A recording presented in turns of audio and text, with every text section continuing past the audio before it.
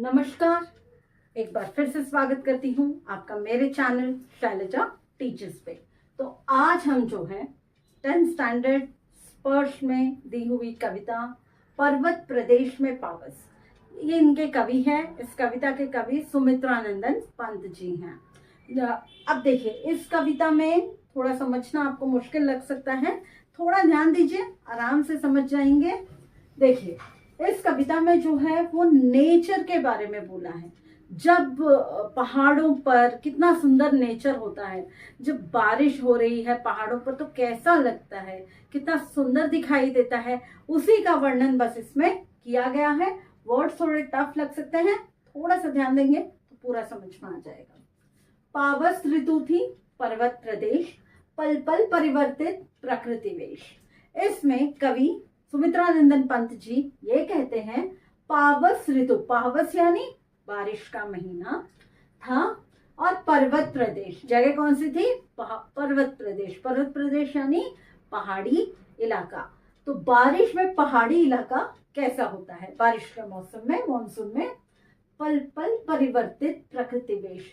पल पल यानी हर मिनट, हर सेकेंड जो है ऐसा लगता है प्रकृति अपना वेश बदल रही है, अपना रूप बदल रही है। अगर कभी आप शिमला वगैरह गए होंगे तो वहां देखे होंगे कि एक एक मिनट पे किस तरह से जो है वातावरण वहां का बदलता है। कहीं बारिश हो जाती है, कभी थोड़ा धूप निकल आता है, कहीं अचानक से ठंडी लगने लगती है। तो बारिश के मौसम में पहाड़ी इलाका जो है खूबसूरत भी होता है, और साथ ही साथ बार बार मौसम जो है वो चेंज होते रहता है। अचानक बारिश हो जाती है तो अचानक धूप निकल आती है। तो उसी सुंदरता को कवि ने इसमें, बस कविवर सुमित्रानंदन पंत जी ने इसमें जो है वो वर्णन किया है उसी चीज का। तो वो पहाड़ के बारे में क्या कह रहे हैं कि मेखलाकार पर्वत अपार। मेखलाकार, करघनी जो कमर में पहनी जाती है, एक आभूषण होता है, एक ज्वेल होता है।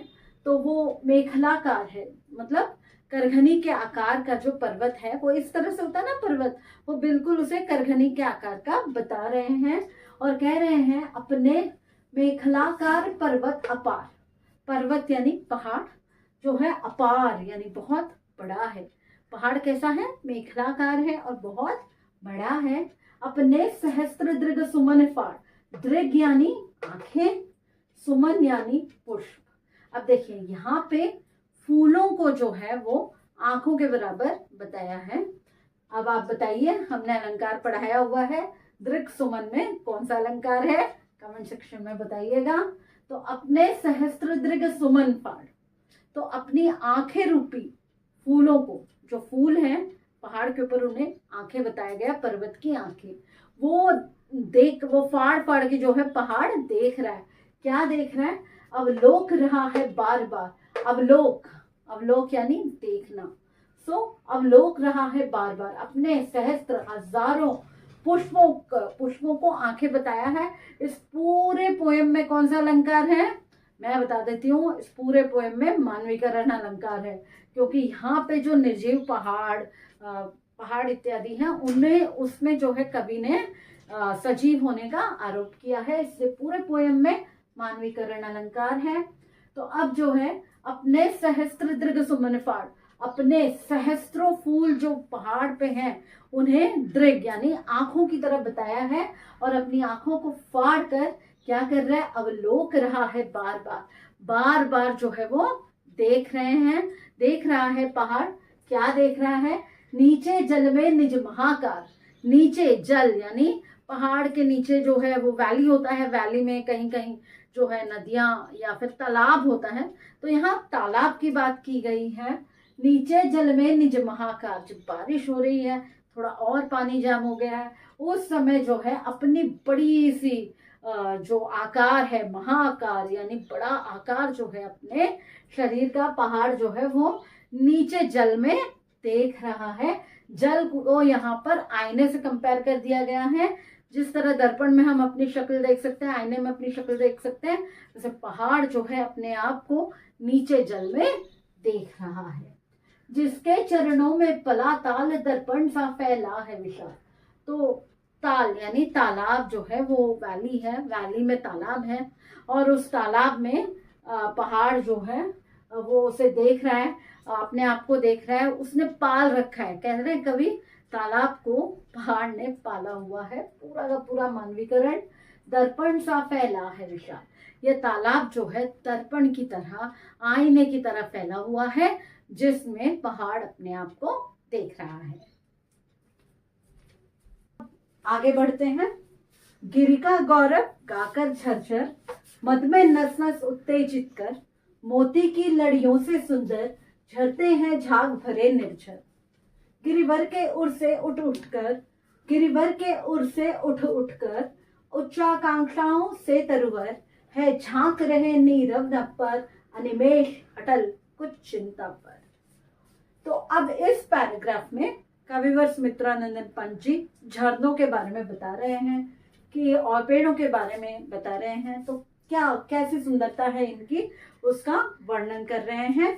तो अब जो है गिरि का गौरव, ये जो झरने हैं ये कैसे लग रहे हैं, ये पहाड़, गिरि अर्थात पहाड़, पहाड़ के गौरव गान कर रहे हैं, मतलब पहाड़ के बारे में अच्छा गा रहे हैं, उनके गौरव को बता रहे हैं। और इतने सुंदर ये झरने लग रहे हैं कि इन्हें देखकर हमारी जो पूरी नसें हैं वो उत्तेजित हो जाती है, अर्थात प्रकृति को देखकर हम खुशी से झूम उठते हैं। मोती की लड़ियों से सुंदर, झरने कैसे लग रहे हैं, ये मोती के लड़ियों की तरह लग रहे हैं।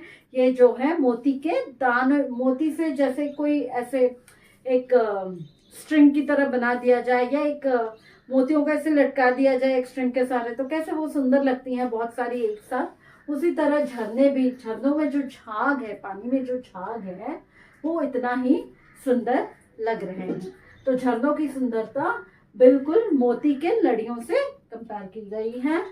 गिरिवर के उर से उठ उठकर, पहाड़ों के ऊपर से, मतलब पहाड़ों के ऊपर जो है क्या है, तरुवर, पेड़ हैं जो उच्चाकांक्षाओं की तरह लग रहे हैं। उच्चाकांक्षा यानी जीवन में ऊंचे उठने की जो कामना है उसे हम उच्चाकांक्षा कहते हैं। तो उच्चाकांक्षाओं की तरह ये जो पेड़ है वो हमें प्रतीत हो रहे हैं, लग रहे हैं, है झांक रहे नीरव नभ पर। ये जो पेड़ है वो ऐसा लग रहा है जैसे नभ पर जो है आसमान की तरफ ऐसे झांक रहे हैं और जीवन में ऊंचा उठने की प्रेरणा दे रहे हैं। अनिमेष अटल कुछ चिंता पर, ये अनिमेष भी है और अटल है। पेड़ हमेशा अटल होता है, अपनी जगह पे खड़े होते हैं, और ऐसा लग रहा है ऊपर जब देख रहे हैं ऐसे पहाड़ के ऊपर जो पेड़ है, तो लग रहा है कुछ चिंता में है, जीवन में ऊंचा उठने की प्रेरणा दे रहे हैं, और उसी कामना को उनके मन में है, पेड़ों के मन में। तो ऐसा लग रहा है वो उसी का चिंतन कर रहे हैं, उसी के बारे में सोच रहे हैं। इस तरह झरनों के माध्यम से जो पर्वत प्रदेश में जब बारिश होती है तो कैसा लगता है, तब पहाड़ कैसे लगते हैं, तब झरने कैसे लगते हैं, पेड़ कैसे लगते हैं, इसका वर्णन इसमें किया गया है। अब नेक्स्ट देखिए। उड़ गया अचानक लो भूधर, फड़क अपार पारत के पर, रवशेष रह गए निर्जर, है टूट पड़ा भू पर अंबर, धस गए धरा में सभय शान, उठ रहा धुआं जल गया तान, यूं जलदयान में विचर विचर, था इंद्र खेलता इंद्रजाल। इस पर्टिकुलर पैराग्राफ में ये बताया गया है कि बारिश हो रही थी, उड़ गया अचानक लो भूधर, भूधर यानी बादल उड़ गया। मैंने जैसे बताया था, कविवर सुमित्रानंदन पंत जी कह रहे हैं कि पल पल परिवर्तित प्रकृति वेश।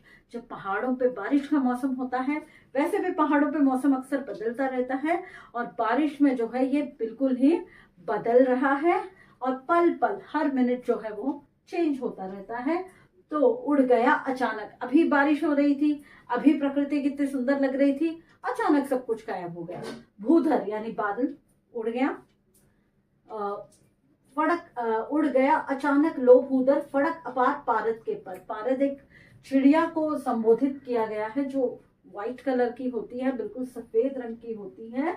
ऐसा लग रहा है पारद जो है अपने पंखों को फैलाकर फड़काकर वहां से चला गया। उसी तरह जो है रवशेष रह गए निर्जल, और पूरा जो बचे हुए झरने हैं, ये जितनी चीजें हैं, झरना, पेड़ पौधा, ये सब कुछ अचानक से धुएं के घेरे में आ गया, धुंध के घेरे में। जो व्हाइट कलर का जो फॉग होता है उसकी बात कर रहे हैं। धुंध के घेरे में आ गया है, मौसम चेंज हो गया है और उस समय ऐसा लग रहा है धस गए धरा में सभय शाल। जो शाल के पेड़ थे, जो पहाड़ों पे जो पेड़ थे, जो उच्चाकांक्षाओं के जैसे प्रतीत हो रहे थे, वो अब धरती पे धस गए हों ऐसा लग रहा है। अर्थात पेड़ जो है धुंध में ढक गए हैं, वो दिखाई नहीं दे रहे हैं। उठ रहा धुआं जल गया ताल, ऐसा लग रहा है चारों तरफ धुंध के कारण तालाब भी नजर नहीं आ रहा है। ऐसा लग रहा है पूरा का पूरा तालाब ही जल गया हो, एवोपरेट हो गया हो। यो जलधियान में विचर विचर, इतने सुंदर प्रकृति में ऐसा लग रहा है इंद्रदेव जो है वो अपने इंद्रजाल को, अपने माया जाल को जो है चारों तरफ फैला रहे हैं। और इस तरह से ये जो है पोएम यहाँ पर खत्म होता है। अगर आपको कोई डाउट्स हो तो कमेंट सेक्शन में जरूर बताइएगा। नेक्स्ट याद रखिए, ये पूरा का पूरी की पूरी कविता मानवीकरण अलंकार पर बेस्ड है। इसमें बहुत सारे अलंकार हैं, ढूंढ के कमेंट सेक्शन में बताइएगा। और अगर आपको समझ में आया हो तो लाइक, शेयर, सब्सक्राइब। धन्यवाद।